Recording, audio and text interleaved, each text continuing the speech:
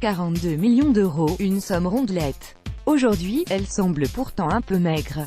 En juin dernier, Liverpool n'avait pas hésité à casser sa tirelire pour remplir celle de l'AS Roma en s'offrant Mohamed Salah. À l'époque, les deux parties semblaient gagnantes. Mais 10 mois plus tard, les Giallorossi vont retrouver leur ancien attaquant avec l'impression de ne pas avoir fait l'affaire du siècle l'été dernier. La dimension prise par Mohamed Salah change en effet clairement l'histoire. En l'espace de quelques mois, Mohamed Salah est devenu une star mondiale. Aligné à droite du trio offensif avec Sadio Mané à gauche et Roberto Firmino en pointe, l'Égyptien de 25 ans affole les statistiques sous les couleurs de Liverpool. Auteur de 31 buts en Première Ligue et 8 en Ligue des Champions, le voilà qui navigue dans des eaux qui n'étaient le plus souvent réservées qu'aux deux extraterrestres, Lionel Messi et Cristiano Ronaldo. Avant de retrouver son ancien club, il en est à 41 buts en 46 matchs cette saison. Juste hallucinant. Mohamed Salah Getty Images. Ce n'était pas comme si beaucoup d'autres équipes que Liverpool avaient frappé à la porte. Devant cette réussite bluffante, les dirigeants romains se retrouvent presque obligés de défendre leur opération depuis quelques semaines. D'abord, la vente a été faite avant l'effet Neymar, qui a révolutionné le mercato, s'est expliqué fin mars le directeur sportif de la Roma, Monchi. Ensuite, on devait le vendre avant le 30 juin, à cause du fair play financier.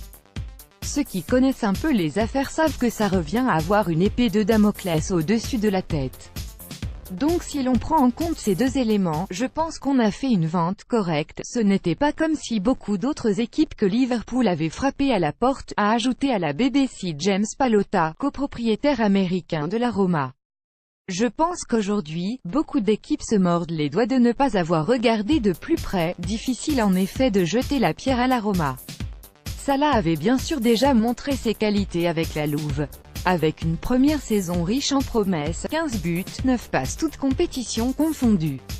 Et une deuxième de haut niveau, 19 buts, 15 PDS en 41 matchs toutes compétitions confondues. Et personne ne le voyait exploser à ce point en quelques mois. Encore moins dans un championnat aussi concurrentiel et médiatique que la Première Ligue ou qu'en Ligue des Champions. Il est très fort, mais c'est étonnant parce qu'il est revenu dans un championnat où il n'avait pas réussi quand il était à Chelsea.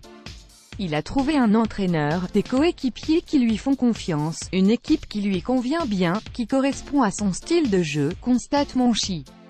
Difficile de donner tort au directeur sport romain. Sur les bords de la Mersey, Mohamed Salah a trouvé le contexte idéal pour exploiter au mieux ses qualités. Dans le système de Liverpool, sa vélocité, ses appels de balles incessants et son pressing font des merveilles. Le Salah des Reds est en effet une version hors norme du Salah des Giallorossi. Pour cette demi-finale, l'AS Roma se retrouve ainsi face à un sacré défi, tenter de limiter l'impact du virevoltant pharaon. Et si les Romains ont réussi à museler Lionel Messi au tour précédent, la mission est de taille avec l'ancien gamin de Bassioun. Durant cet exercice, peu de formations y sont parvenues. Presque aucune d'ailleurs. Ce qui explique pourquoi il vaut beaucoup plus que 42 millions d'euros à l'heure actuelle.